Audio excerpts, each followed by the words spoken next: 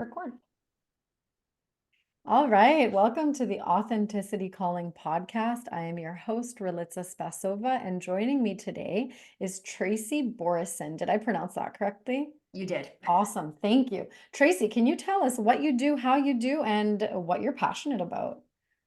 Well, I feel like all of those things have the same answer. Good, And great. for me, everything that I do, everything that I am, everything that I offer to the world is about authenticity. So, I feel like I'm on the right podcast to That's talk right. about that. Authenticity is just, it's like the driving force for me behind everything that I do. And it was about 10 years ago now when I had my first, I guess I'll say I'll have my first interaction with authenticity from the point of me saying to myself, I don't think I'm being very authentic. I think I'm being myself, my authentic self, like 5% of the time. And I just got super interested in that. And like, what does that mean? And what does it look like to be authentic from a human perspective? And what does that look like to be authentic within society, knowing that we're interacting with each other? And what does that look like? My background is marketing. So what does that look like from a showing up from a marketing perspective, from a sales perspective, from a parenting perspective, from like all the perspectives? And really coming back to that central question of like, how would you do that? And it's been a driving force in my own journey. And now it's the driving force behind pretty much everything I do. Yes, I love that. I love that. And it's a lot about our human being first, being really clear on who are we really? Because I think a lot of us focus on our human doing to define who we are. And I think Yes. that's really pivotal to first step back and go inside and even ask yourself, why are you doing what you're doing? And why did you choose this career or this role or this, however, all the definitions that we define ourselves by, and are we actually showing up in our full capacity to be meaningfully in that role in a way that's meaningful and Right. impactful, and it really does give us that, I think, energetic exchange for our time and energy and our capacity. Does that make Mhm. sense? I don't know if that makes sense. I'm I just like mean, it rambling makes here. sense to me. Yeah. But it's funny because when I think about like the version of me 10 years ago who was having that experience with authenticity for the first time, these are just these things are not part of the conversation, right? These are not a narrative that you hear in general society. It is definitely not a narrative you hear in a corporate work environment. And so it's really interesting to think about that. I have a conversation with a friend about this all the time because I'm like, it's like deep down in your heart, you know these things, like your heart knows it, but your brain is so disconnected from it that it can't even process the information. And you're saying, but like, I'm supposed to want to like make money and have a prestigious job and be able to send my kid to private school. And like, these are all the things I'm supposed to want to do. And it starts to become very difficult to figure out what is it that you actually want, because for Mhm. so long, and maybe never, nobody's ever asked you, right? What would your ideal life look like? That's right. Versus like what society is telling us on the day-to-day basis that we should be. And a lot of people, like our parents do it, our neighbors do it, our schools do it, the government does it, everywhere does it, and we do it unconsciously is the problem. Yeah. And so you need to move from this, like my authenticity light bulb was that was like my moment of clarity where I noticed there was something Hmm. that moved from my unconscious to my conscious Hmm. mind. And then I can do something about it. But so long as it stays in your unconscious, subconscious, like there's really not much we can do about it. That's right. So this is why I love conversations like this, because there are lots of people who are not ready to have this conversation. They'll hear these types of things and hear talk of energy, and it'll just go over their head because they'll be like, Sure. what is that? What are these Yeah. crazy moons talking about over here? That's right. But once you've had that, and I don't know, I feel like the universe just like gives it to you when you're ready for it. I don't think there's any control we can have over that.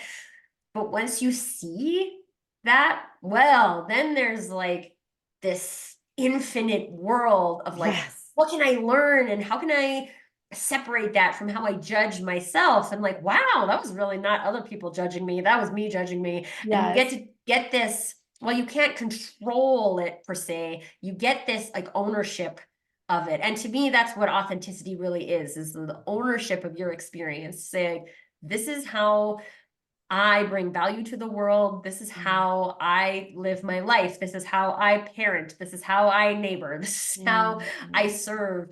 And let how other people do it go. That's their Yeah, way of doing it. It doesn't make your way bad. It doesn't make their way bad. It just means that we all have different ways. And we were never meant to be programmed into that's the right. tiny boxes that society tries to program us into. That's right. That's right. That is so powerful. I just want to slow it down here for anyone who's kind of like hearing this and it's a little bit going over their head, but they're kind of catching on to it because I feel like that will happen a lot. And I do want to catch I know that, with the essence of this podcast, it's something that came through me. It's not something that I said, this is going to be a marketing strategy or this is going to be something that, it was not that at all. It was a calling, literally, for me to embody and trust and bring into the world. And so when we have these conversations, I trust that people will find them right when they're meant to find them, and they will receive the information or the calling forward or the questions that they need to slow down with and be with in order to open up to that. And to me, I see it as sovereignty because it is very different from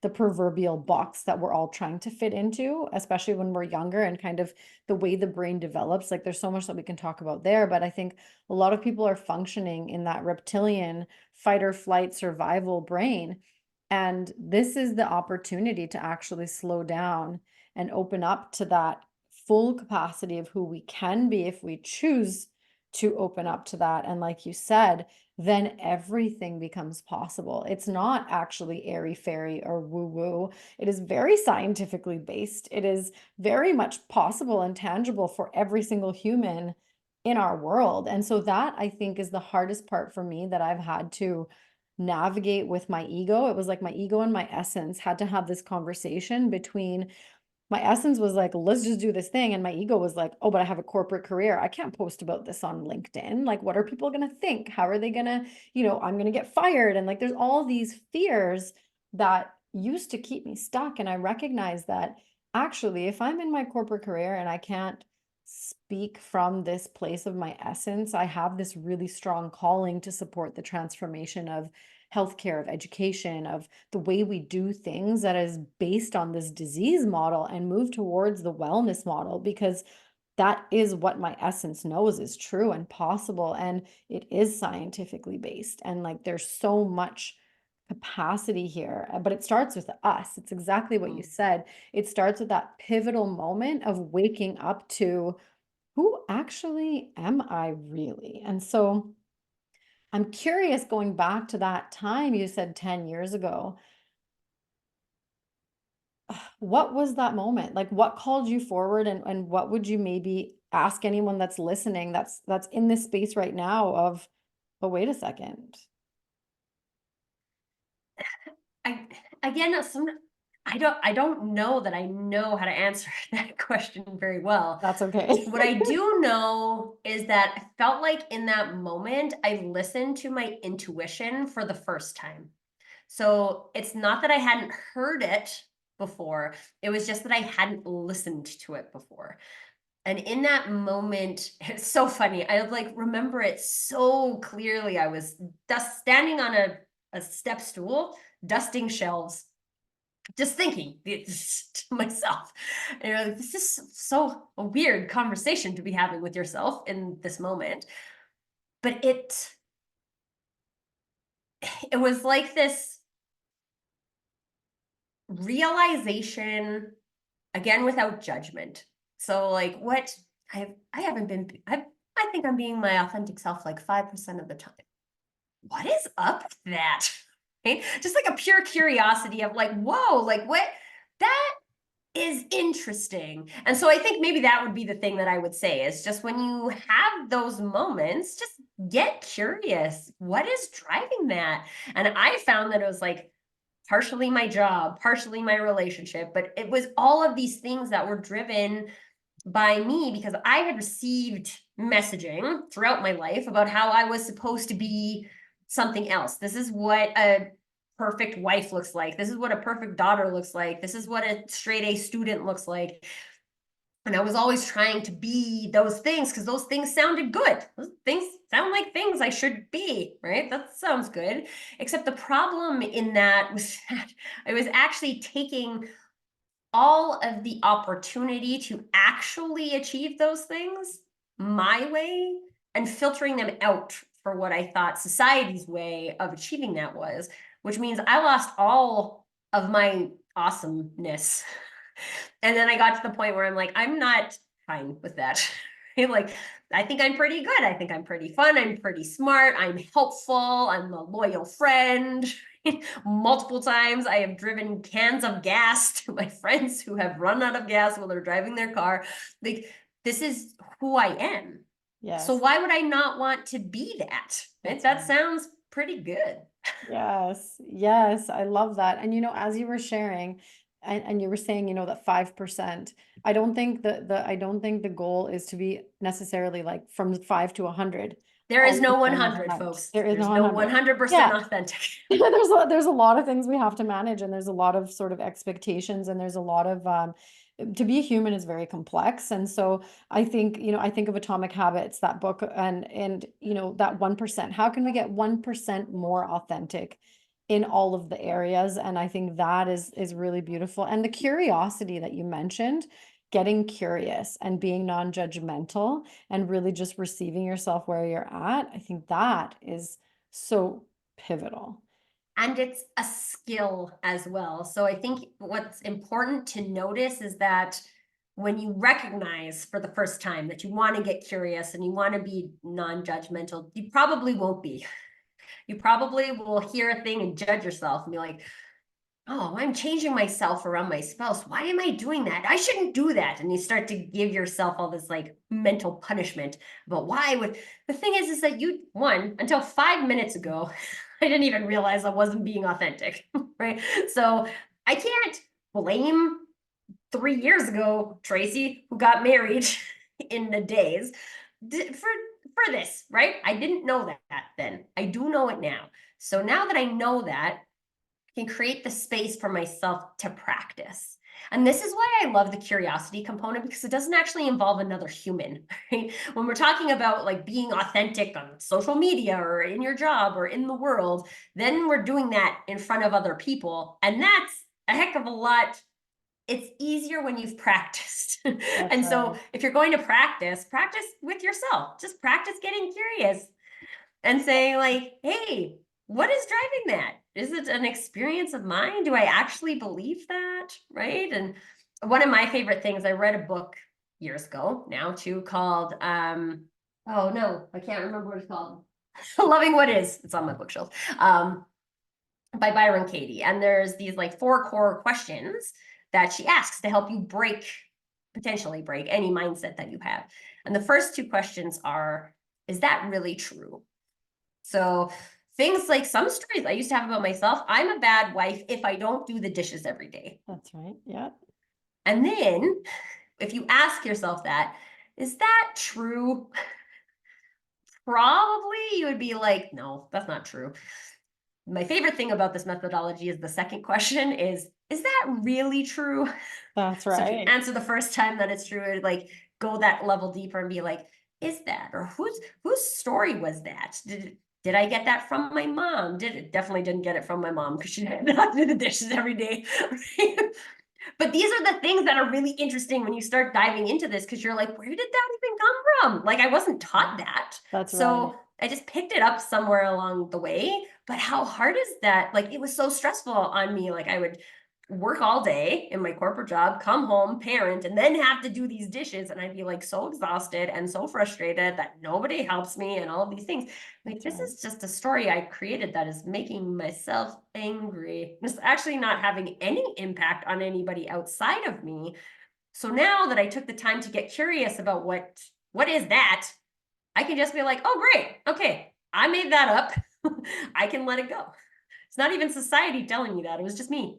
I'm like, now I haven't done it for a while. That's right. And you know what? Something that's really important. So we do, it's called The Work. It's available online for anybody that wants to find it. Byron Katie, it's such a brilliant process. And I love, there was an interview that I listened to, and she said, you know, there's what's my business? And then there's God's business. And it's like there's certain things that are within our capacity and control. And then there's certain things that are outside of our capacity and control. And I think part of our human suffering is that we try to be in control of the things that are outside of our control. So it's being very realistic about what is in our space. But then something else that you said really came through for me, which was, you know, asking yourself,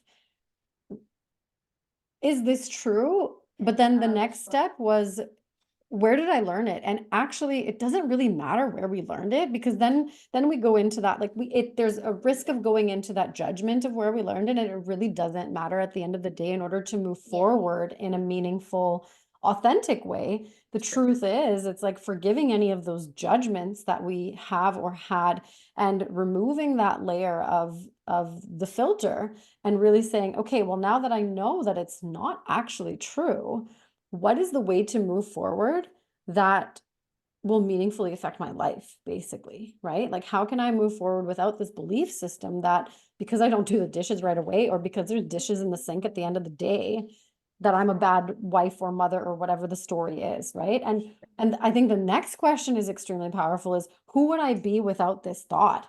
And then it's like the whole world opens up, and it's like, who would you be? How would you move in your life without that?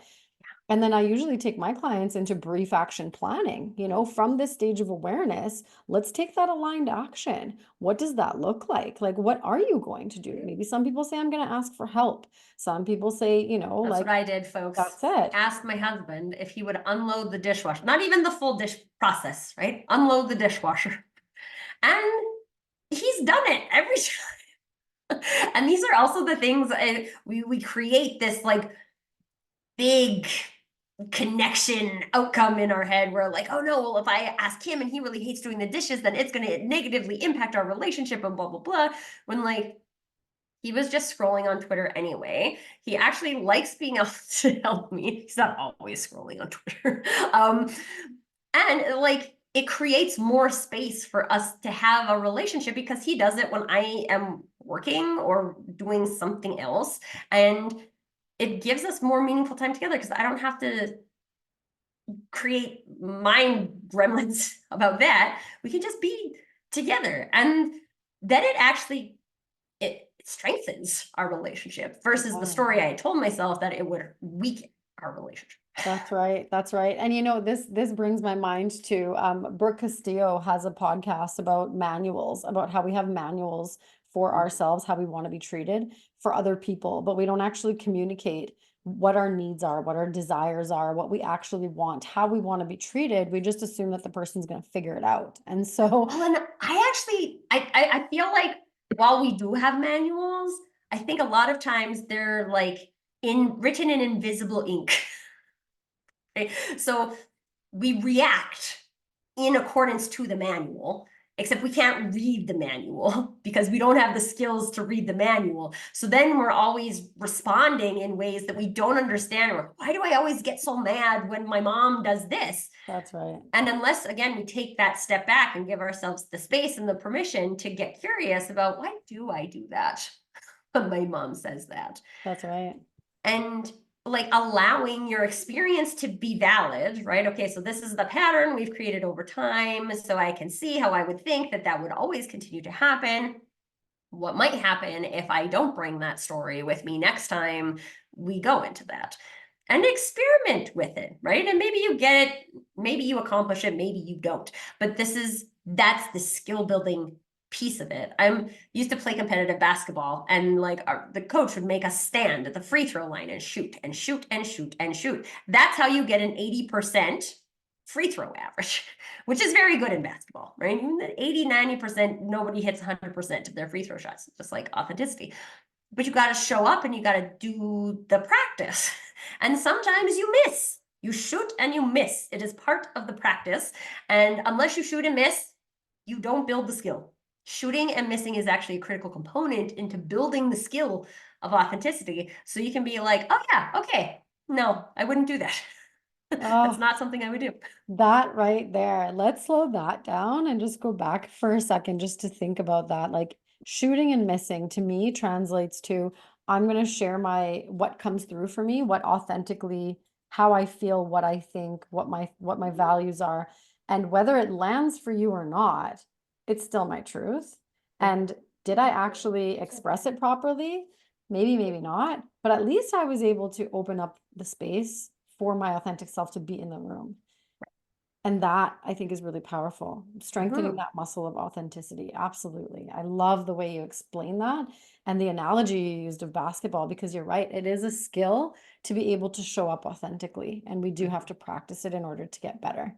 Mhm. And I think that's the power actually of masterminds. And, with everything I do, I'm called to do it and then I do it and then I see the results and then I understand how to optimize it and why it was called through me to create it. And so that's the part about masterminds I think are really powerful because it creates this safe space where you get to play. You get to play with your authenticity. You get to express it with people who are here to support it. Because the world out there is not always going to support our most authentic way of being, and that's Yep. okay. We don't expect that because like you said, everybody's different.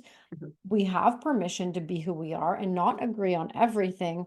And that is the authentic world that we live in. And Mhm. so I think that perspective that we are all unique and we will have different perspectives, and thinking about collaboration and thinking about feedback, asking those curious questions. Well, how does that land for you? And it might land differently for one person than another. And it's almost like, that those are examples of how it's going to land in the world, and it's Mhm. always the right people in the room at the right time, even to make you question, to go deeper. Well, why do you think the way you think? And why is that a value of yours? And you get to that root core story, and sometimes the seed becomes very evident. And that's where we coach around, that the ego part, the seed that we've actually committed to, where do we really want to function on that belief system anymore, or can we let that go and create a belief system that's more in service?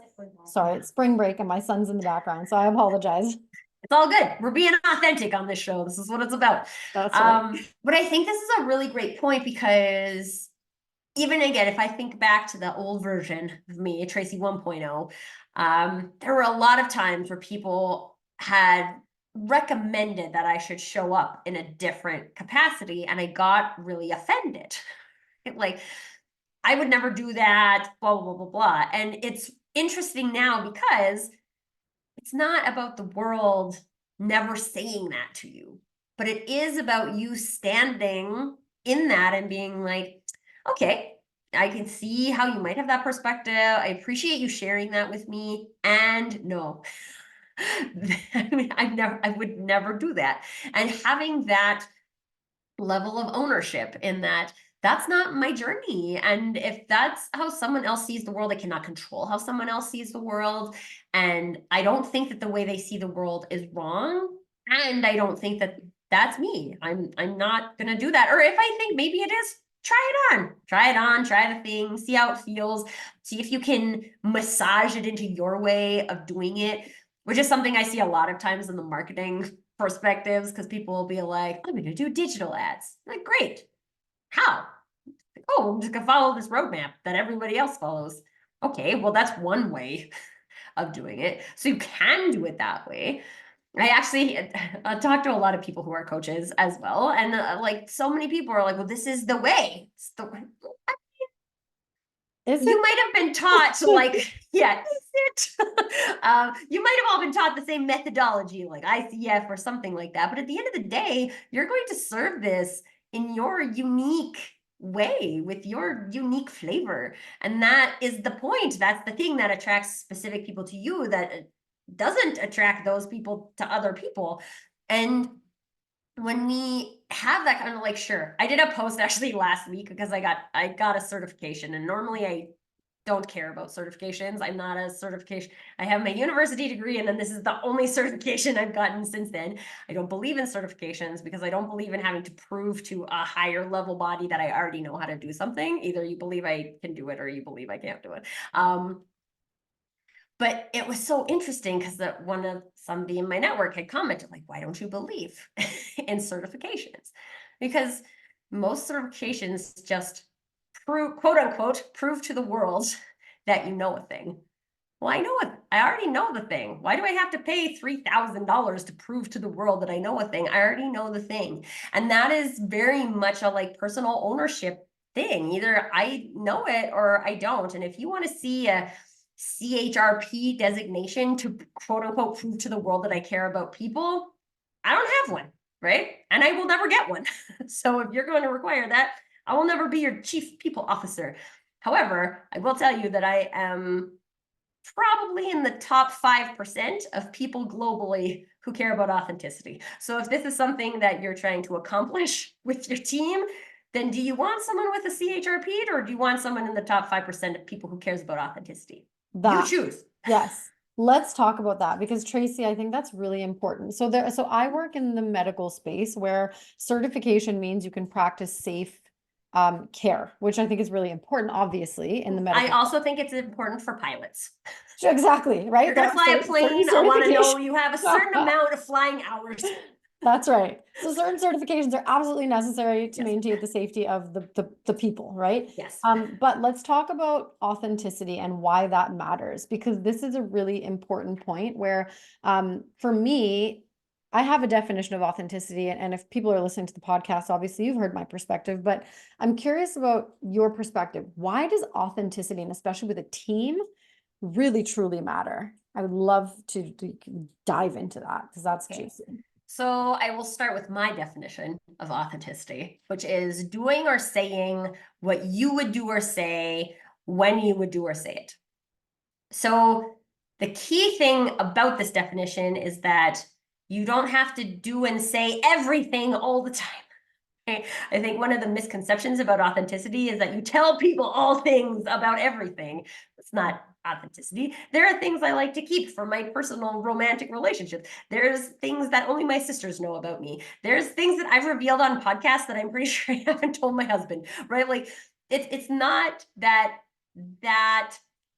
you might call it inconsistency, is inauthentic.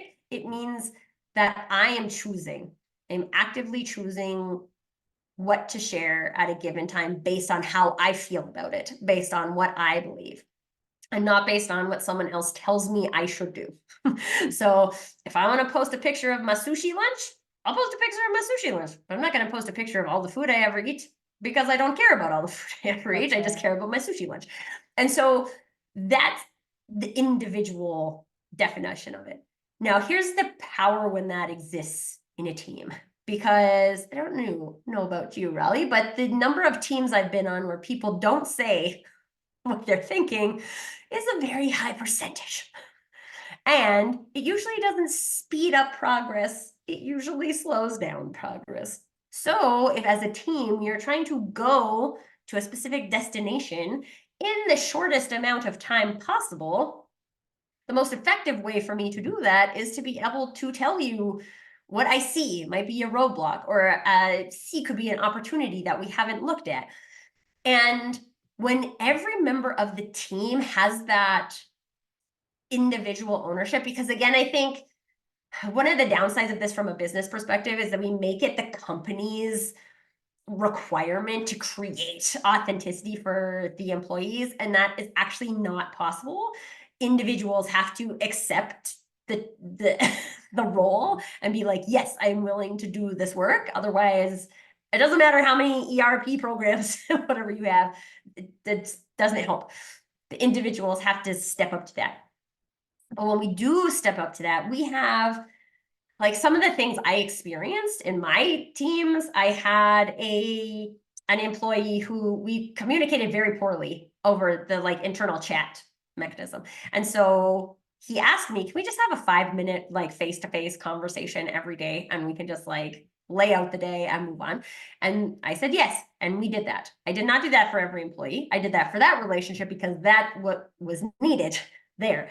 I had another employee, like young guy who had just come out of college, and he really liked this Pomodoro time management method. And I was like, okay, so I can't always guarantee if we have like an hour-long meeting that I can have, like, if that will work. But in general, as a manage your own personal time, yeah, do you, man.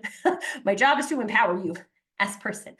I use this start, stop, keep methodology, which was allowing my team through different methodologies. So they could either do it in the in-person meeting once a week, they could do it by email, or they could do it in a one-on-one meeting with me to provide start, stop, keep feedback. What's something I could start doing that would help you? What's something I should stop doing because it's hurting you? And what's something I should keep doing because it enables you to do your job? And on a weekly basis, there would be some kind of feedback. And sometimes it was like pretty minimal. Can you use the words instead of emojis? Yep, sure, totally can. And then one day I got feedback about being a micromanager, and I was like, wow, okay, I did not think I was doing that. So like, let's explore what is causing that. But when you have your own ownership of your experience, and you're allowed to, the tagline I have on my LinkedIn profile was, what if we could create togetherness based on uniqueness? And I think one of the biggest problems in teams is that we try to make everyone the same. I will tell you, this is specifically bad with sales teams, which really doesn't make sense, because in sales, people build relationships with humans, not with some weird mashup of all the humans and what they would say in a script, which is something that nobody would actually say. So like, when we have this ability to just show up and we look at it as if the goal here is not for us to be the same, it's not for us to see things the same way, it's not for us to always come to the same conclusion, and at the same time, it is about creating togetherness based on that uniqueness instead of sameness. What does that look like, and how can we create that? And every individual team is going to look different, because you have different personalities and different experience levels and different levels of what I like to call corporate trauma, which is, this is what my brain thinks it looks like to be in a team. But if you go to a different team, the team dynamics could be completely different, right? Different manager, different leadership styles, different interpersonal communications. It changes all the time. So the important piece of that puzzle is like, I'm a piece. I'm a critical piece. I'm not just a disposable piece. And well, different conversation for a different day about people who treat their people in a disposable way. But none of these people are disposable. They all have a uniqueness that adds value to the team. Right. And if you can embrace your own uniqueness, it allows people the space and the permission to show their own uniqueness, which gives you the opportunity to capture that and say like, oh, hey, that person is innately good at that. We should just like, what if we let them do that? Yes. What if we let this corporate employee just create a podcast about this topic? Yes. What might happen, right? And I think too, it's kind of, I do feel like the practice, try, fail, learn, grow is a really important piece of this, because when you have that internal practice for yourself, you can also bring that to your work. And specifically in marketing, this is critical. Nothing happens in marketing without guess and test. Yeah. But like, we learn things, and then we grow, and then we find things that work, and then we can invest more in those things, and we can stop investing time in things that don't work, which a lot of us spend a lot of time doing.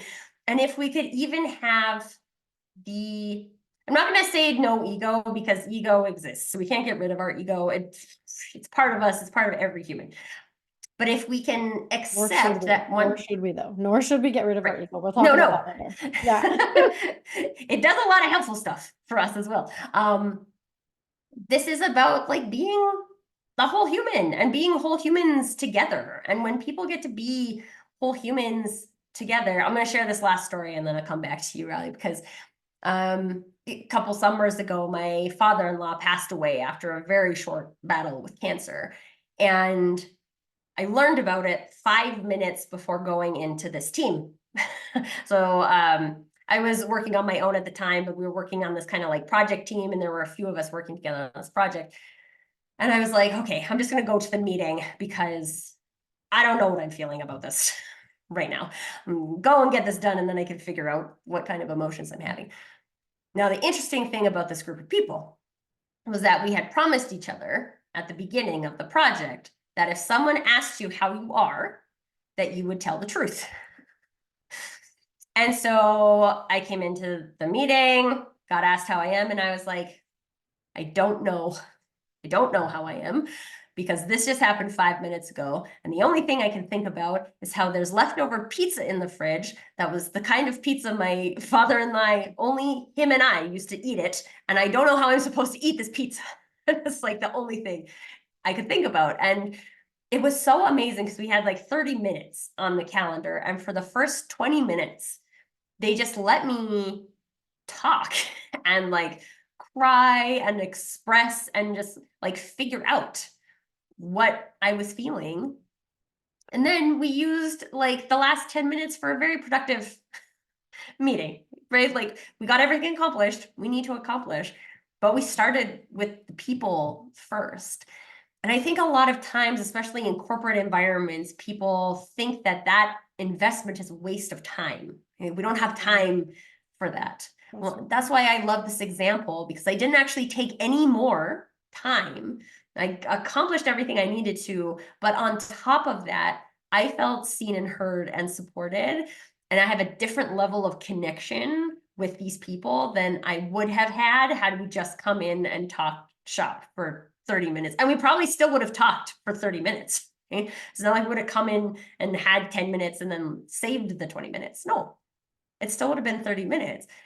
So this kind of goes back to like what we talked about at the beginning. It's like, what is important to you? What is meaningful? And how do we start to connect the dots for ourselves to say these are meaningful things and they have a tangible value? And I may not see that on a profit and loss statement today, but I will tell you, it is going to be down the line, because there's so many, the connection and the innovation that's possible because of that, and the employee tenure that is possible because of that. And it has value. Well, now I've talked about a whole bunch of different things, but You know what? I absolutely honor you for, first of all, creating the safety in the team to be able to bring that conversation into the space, and what divine and perfect timing. And I'm so sorry for your loss. And I mean, it is the one thing we know, but when we have to go through it, it is really tough. Like we don't all live forever. And what perfect timing to honor that beautiful truth of, being asked and actually sharing authentically. And Chronos time doesn't serve us. right. If we think that time serves us and we have to look at the clock, it's exactly what you said. Time expands when we slow down to be human first, and you still get all of the tasks done. And at the same time, bringing that authenticity, you as a leader in the space, as a conscious leader in the space, give people permission to bring themselves into the space. And that creation of psychological safety, leading with your own vulnerability, I want to invite all leaders, and then we're all leaders. When I say leaders, it doesn't mean you have a position or title in your role that you are a leader, but every single person can take a leadership role to lead first with that vulnerability and that openness to be who you are.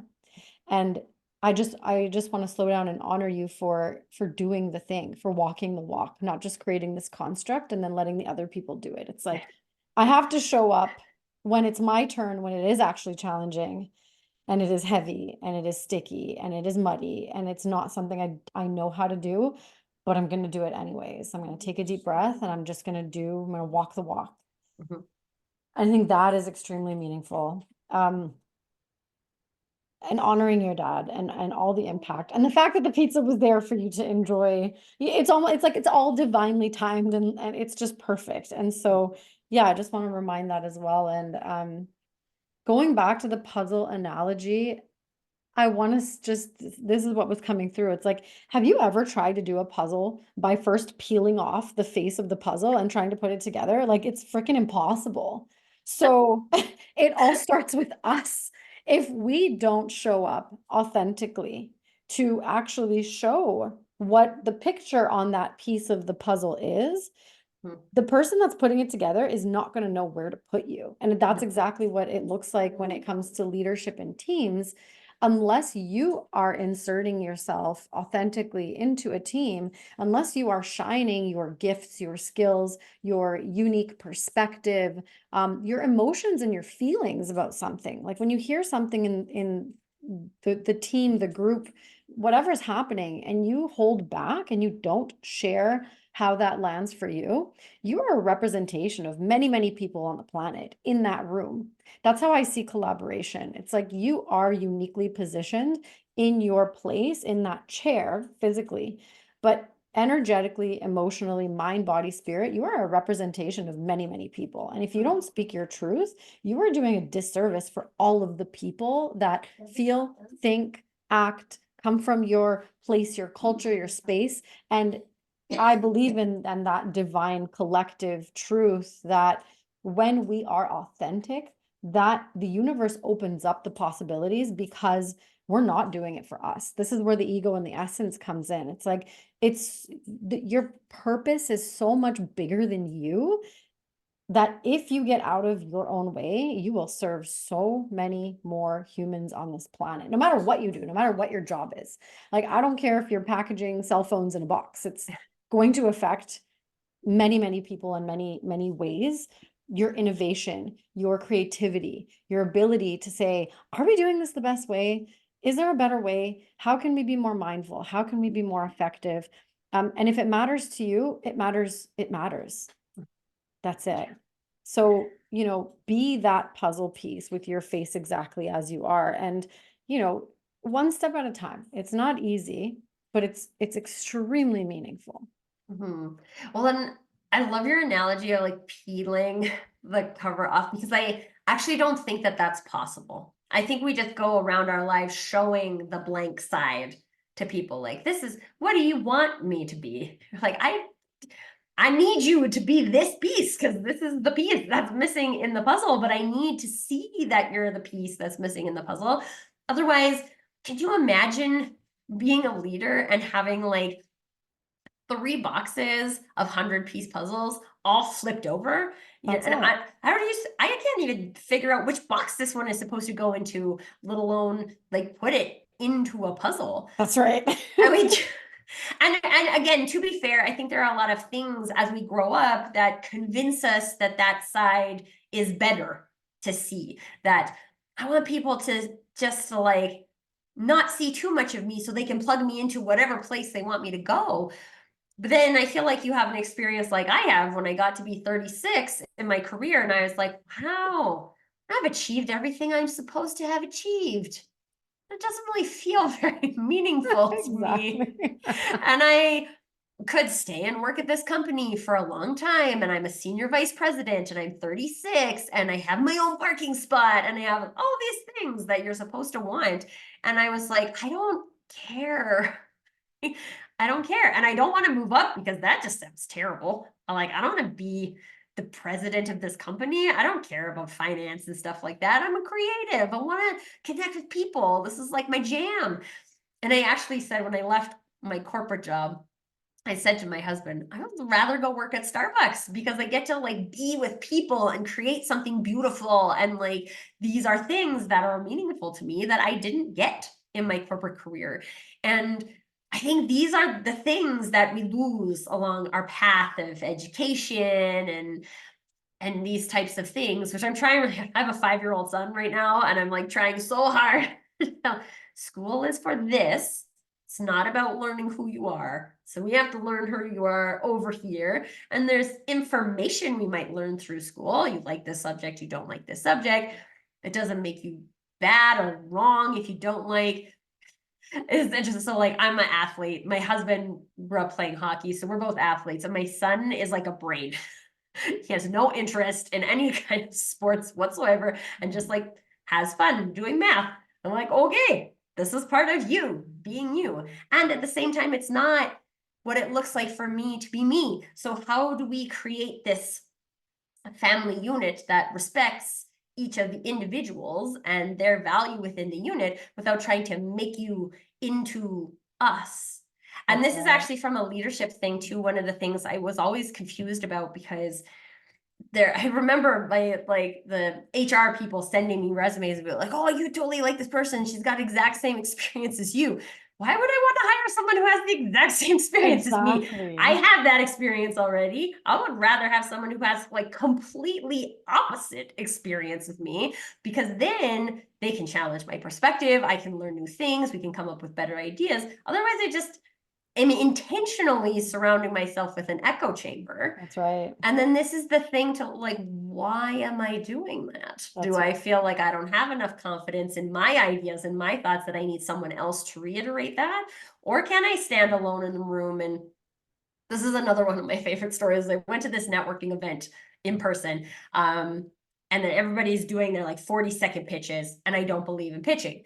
And I was about halfway through in the rotation. I'm sitting there, not even listening to people's pitches, because I think like, hey, I'm not going to pitch. I don't believe in pitching. I can't pitch. I know everyone's going to expect me to pitch, but I can't. What am I going to say instead? And so I stood up and I did this whole thing about like, I don't believe in pitching, but I do believe in authenticity. Here's what that means to me, and here's what I think you should know about me. And when I sat down, my body was shaking so hard, I couldn't pick up my sandwich. So it was like a lunch thing. And so I went and like, I couldn't, I was shaking so hard. And I was like, this is another thing I think people don't recognize about like standing up for what you believe, is that your brain can tell you to do it. The rest of your physiology is terrified because you're still the only one in the room doing it a different way. That's right. And it's scary, and I don't think it becomes less scary. I mean, with practice it becomes less scary, but like the first time you do it, there's no way to get ready for that. You That's have to right. just do it. That's why people say do it scared. Yes. But do things scared that are meaningful for Yes. you. Like me Yes. being like, I can't, if I stood up and pitched here right now, it would be so inauthentic. It's Yes. not how I believe in doing things. It's not me showing people a different way. It's none of the things I believe in. So I can't do it. I have to do it my way. And I probably stumbled over my words and all of the things because I don't even remember what I said. But But it the doesn't point, matter. it In doesn't that matter. moment, when you're being authentic, it doesn't matter because that is the point. We're Yes. not perfect. We're No. going to stumble. We need a moment to think when it's something thoughtful. But Like also think about those moments where you've seen someone like totally rehearsed say their thing. it doesn't land. I don't hear it at all. There's I no don't feel it. connection. Yeah, So, exactly. but when I'm there and I use my crutch words and I stutter over what I'm going to say and I act goofy because that's what I do when I'm feeling uncomfortable, there's actually a greater opportunity for connection with another person. Because even me, right, when I'm looking at, oh, that sounds like totally practiced and rehearsed, whatever. When I look at someone who seems to be like kind of uncomfortable, I'm like, oh, I feel for you, right? This is a hard scenario. And it allows for that connection. That doesn't happen when you're perfectly prepared, perfectly rehearsed, That's right. perfectly scripted. You know, the shakiness is something that I've recognized. Like that's where I was on my right path. Like I was on the right path. This is why I was brought into this room. That's why, because it's challenging the norm and energetically it does. Our physiology is accustomed to fitting in. Mhm. And when we choose not to fit in, it does land that way. It's like the energy that's shaken up by what you've just said and the impact you've just made, it's visceral. You will feel it viscerally. And that's almost like the confirmation of good job. Like the universe is Good like, job, good for self. you. Like you Except did now the I need thing. to like take deep breaths for That's 5 minutes right. until I can eat my Yes. sandwich.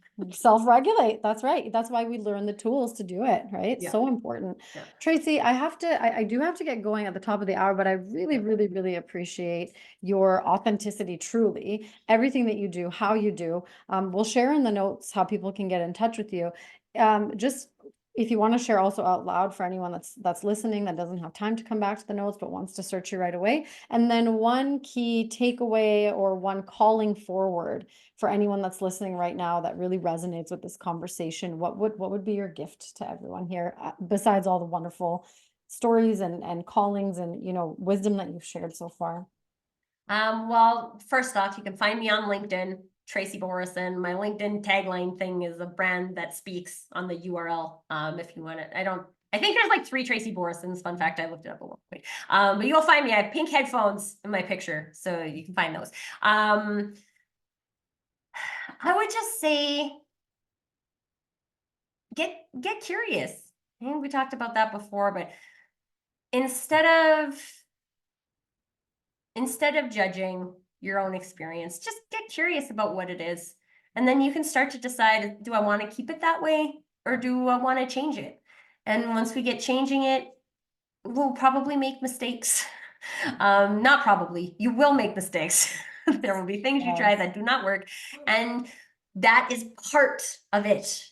You do not get to be the authentic version of you without making a mistake, without doing something that comes out of your mouth and is totally inauthentic, or an action that you take and is totally inauthentic. The power is in realizing that that has happened and choosing not to do that again. So practice, practice. Practice makes permanent.